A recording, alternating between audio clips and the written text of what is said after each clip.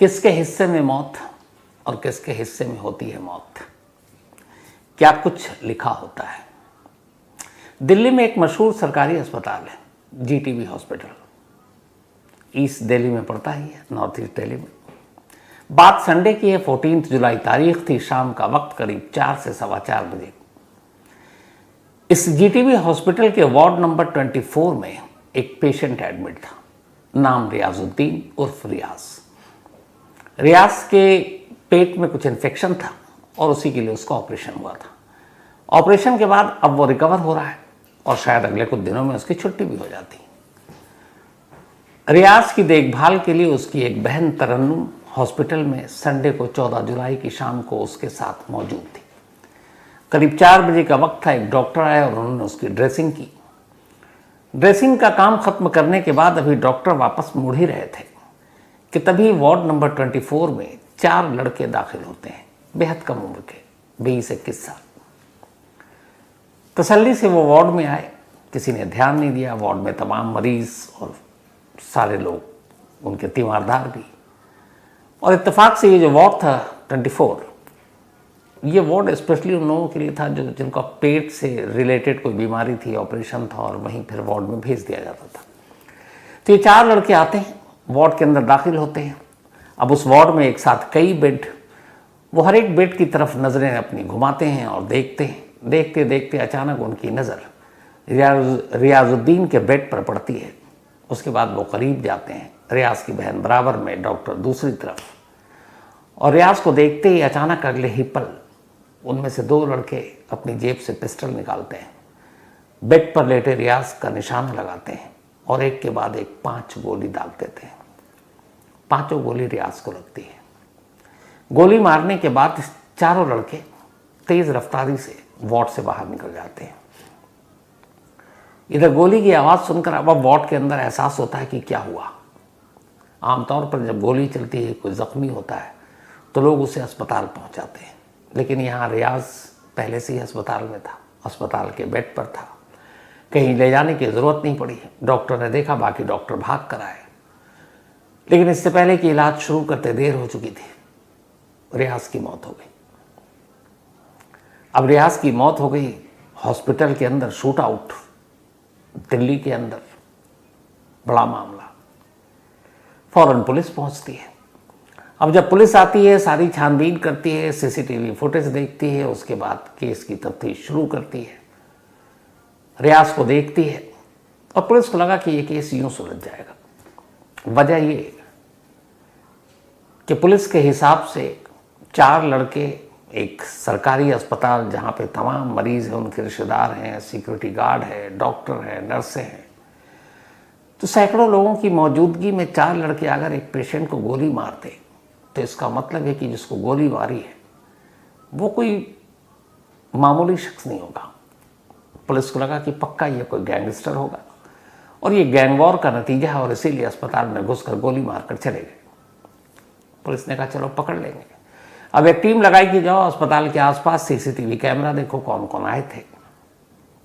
दूसरी तरफ उस रियाज की बहन बराबर में रो रही है। अब उससे पुलिस ने शुरुआती पूछताछ की।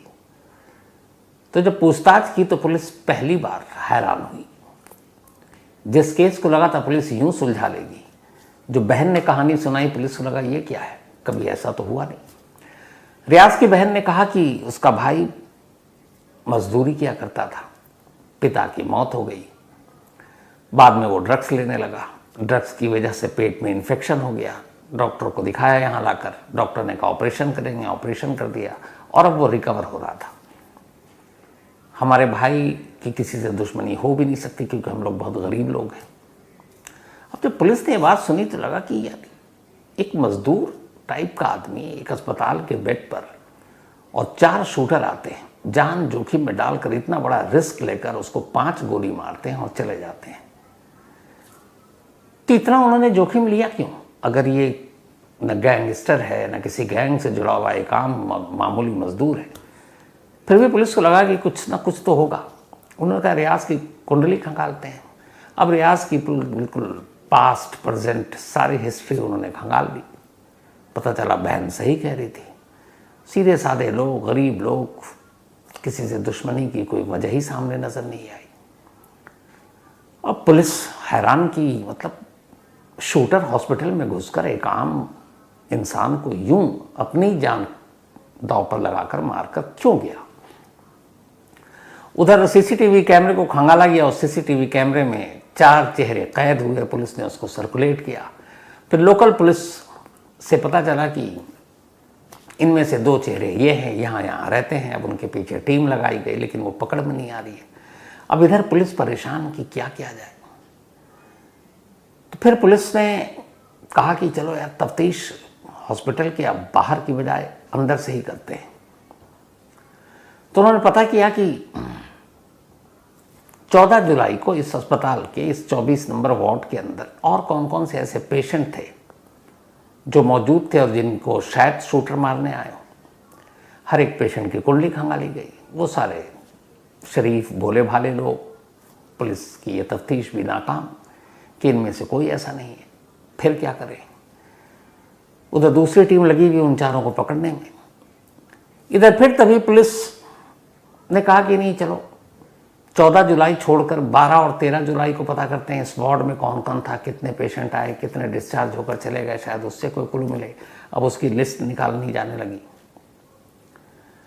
जब लिस्ट निकाली जाने लगी तो पुलिस को पता चला कि 13 जुलाई को एक पेशेंट था जिसका नाम था वसीम। उसकी उम्र वही लगभग जो रियाज की उम्र की, और वो उसी बेड पर एडमिट था। लेकिन फिर 13 जुलाई की शाम को अचानक उसको उस वार्ड से किसी और वार्ड में शिफ्ट कर दिया गया। अब पुलिस को लगा कि यहाँ कुछ हो सकता है, तो क्यों वसीम यहाँ पे एडमिट था। जब इसकी तफ्तीश शुरू हुई तो पता चला कि वसीम के पेट में गोली लगी थी और उसका यहाँ ऑपरेशन हुआ था और यहीं इसी हॉस्पिटल में एडमिट है। लेकिन फिर एक दिन पहले उसको इस बेड से किसी और वार्ड में शिफ्ट कर दिया गया। अब पहली बार पुलिस को लगा कि कुछ कामयाबी मिलेगी, क्योंकि वसीम पेट में गोली लगी है तो इसका मतलब है कि कुछ ना कुछ तो मामला गड़बड़ है। शायद शरीफ ना हो वो इंसान, क्योंकि मामला शूट आउट का है। अब पुलिस वसीम से पूछताछ करने की सोच ही रही थी कि तभी उन 4 शूटरों में से 2 की पहचान हो गई और उन दोनों को अलग अलग तरीके से पुलिस ने गिरफ्तार कर लिया। जब दोनों को गिरफ्तार किया गया और उसके बाद उन दोनों से पूछताछ की गई तब पुलिस एक बार फिर से हैरान हुई। जिन 2 लोगों की शिनाख्त हुई उन 4 चेहरों में से, उनमें से एक का नाम था फैज़ान और एक का नाम था फरहान। फैज़ खान और फरहान, इन दोनों की उम्र 20 और 21 साल थी। इन दोनों को पुलिस ने उठाया। अब इनसे पूछताछ शुरू हुई। अब जब पूछताछ शुरू हुई तो उन्होंने जो कहानी सुनाई, दिल्ली पुलिस एक बार फिर चौंकी। उन दोनों ने कहा कि हम 4 लोग थे और हम चारों को एक शख्स ने, जिसका नाम हाशिम बाबा है, एक तरह से सुपारी दी और कहा कि एक शख्स को गोली मारनी है और वो शख्स जीटीबी हॉस्पिटल के वार्ड नंबर 24 में एडमिट है। चारों तैयार हो गए, लेकिन इन चारों में से कोई भी उस शख्स से नहीं मिला था जिसको गोली मारी जानी थी। उसका नाम था वसीम। जो सुपारी देने वाले ने सिर्फ इतना कहा कि उसकी पहचान ये है, उनकी कोई तस्वीर भी उनके पास नहीं थी। तो उन चारों से कहा कि देखो, वार्ड नंबर 24 में एडमिट है, उसके पेट पे पट्टी बंधी होगी, जो पेट में गोली लगी थी। उम्र करीब 35 साल के आसपास होगी, मुस्लिम होगा और उसके पास तीमारदारी के लिए एक फीमेल होगी, एक महिला होगी जो उस बेड के करीब में होगी। तो बस ये उसकी पहचान है। तो जो भी उस वार्ड में तुम्हें शख्स मिले जो उम्र में 35 साल के दरमियान लगे, हुलिये से तुम्हें लगे ये मुस्लिम है और उसके पास एक मुस्लिम महिला हो और पेट में पट्टी बंधी हो, बस उसको जाकर गोली मार दो। अब ये चारों 14 जुलाई की शाम 4 बजे हॉस्पिटल में दाखिल होते हैं, वार्ड नंबर 24 में जाते हैं और उस वार्ड में चारों तरफ नज़रें घुमाते हैं। नज़रें घुमाते हुए अचानक देखते हैं कि एक शख्स, उसके पेट पे पट्टी बंधी है। उम्र से उनको अंदाज़ा हो जाता है ये 30-35 साल का होगा। उसके बराबर में जो महिला थी, उसको देखकर उसको अंदाज़ा हो गया कि ये मुस्लिम फैमिली है। सारी चीज़ें मैच कर गई। उन्होंने कहा यही होगा। वो करीब गए, उनमें से 4 में से 2 ने पिस्टल निकाली और सीधे 5 गोली दाग दी और बिना कंफर्म किए कि किसको मारा, और वो निकल गए।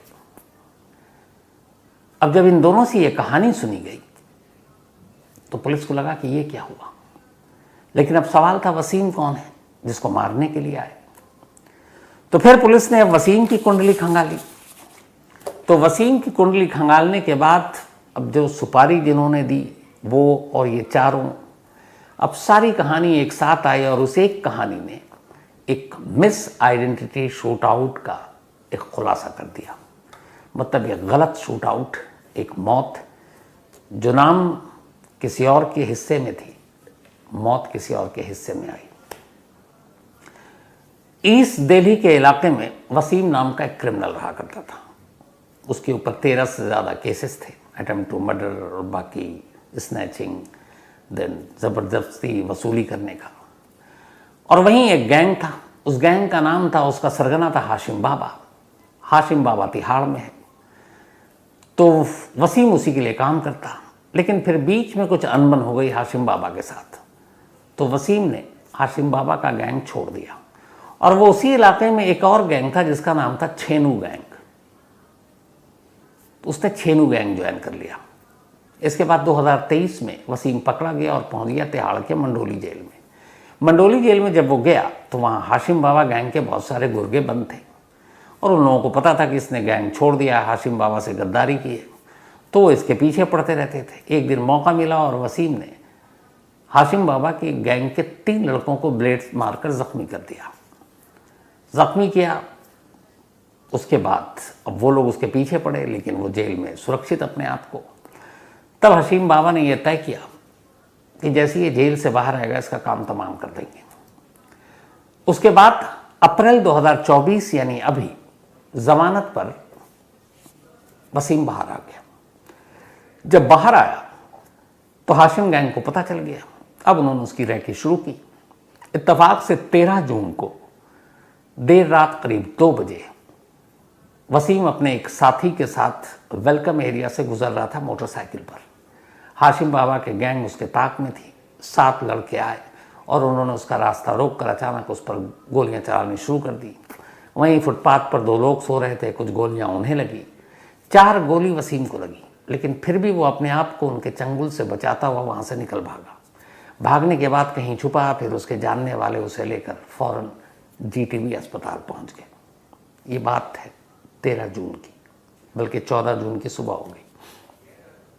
हॉस्पिटल लाने के बाद एक गोली उसके पेट में लगी थी, बाकी कंधे पर, बाहों में। तो वहाँ इलाज हुआ, ऑपरेशन हुआ और वो खतरे से बाहर आ गया। पहले आईसीयू में रहा, लेकिन फिर धीरे धीरे ठीक होता गया।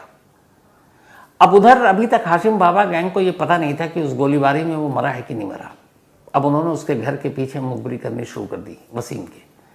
धीरे धीरे उस मुखबिरी से पता चला नहीं इनके घर के लोग हॉस्पिटल जा रहे हैं। फिर उसने देखा इस घर में कोई मातम भी नहीं है, कोई जनाजा भी नहीं उठा है, इसका मतलब वो जिंदा है।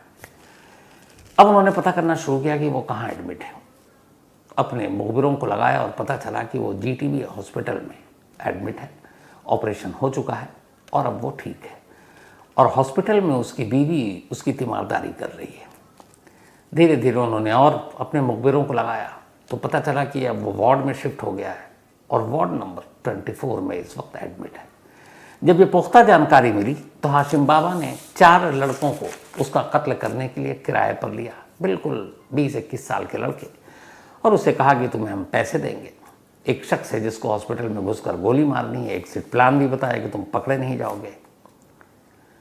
लेकिन सुपारी देने और लेने में सिर्फ एक चीज़ थी, वो ये कि वसीम की तस्वीर ना हाशिम बाबा गैंग के पास किसी की थी, ना जिन लड़कों ने सुपारी ली उनके पास थी। अब जाना है वार्ड में और मारना एक शख्स को गोली, और फोटो है नहीं, चेहरा पता नहीं है, तो फिर निशानी क्या है?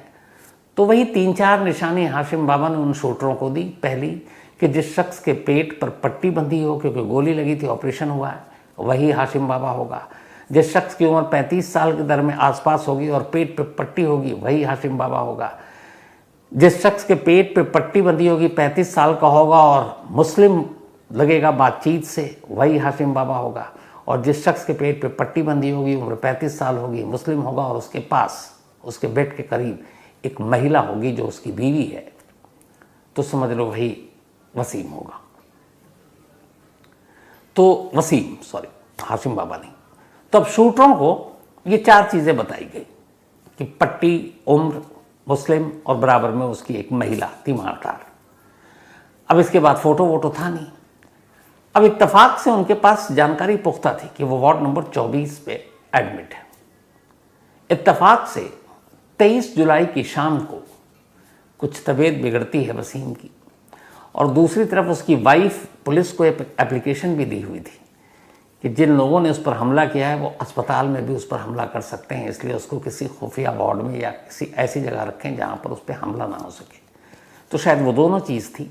और 23 जुलाई को अचानक हॉस्पिटल के स्टाफ ने वसीम को 24 नंबर वार्ड से निकाल कर किसी दूसरे वार्ड में शिफ्ट कर दिया। लेकिन ये बात हाशिम बाबा को पता नहीं चली। पुख्ता जानकारी थी। अब 14 जुलाई को 13 जुलाई को शिफ्ट कर दिया गया। 14 जुलाई के उसके शूटर वार्ड में पहुंच जाते हैं, और वहां जाने के बाद बदकिस्मती से उनकी नज़र पड़ती है सीधे एक ही शख्स, और वो था रिजवानुद्दीन यानी रिजवान,